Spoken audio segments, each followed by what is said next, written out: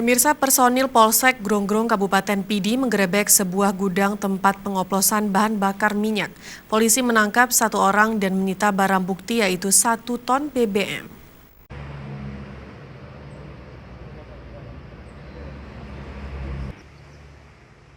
Dari keterangan Kapolres Pidi melalui Kapolsek Gronggrong Ibda Bagus Pribadi, polisi telah menahan tersangka FD 32 tahun dan mengamankan barang bukti berupa 4 drum besar berisi 800 liter minyak olahan, 2 drum besar berisi 200 liter premium, 4 jerigen berisi premium murni.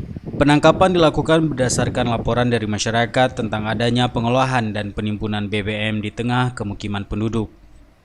Dalam aksinya, pelaku membeli BBM jenis premium dari beberapa SPBU yang kemudian dicampur dengan minyak mentah asal Perla Aceh Timur yang diperoleh dengan harga 1,2 juta rupiah per drum.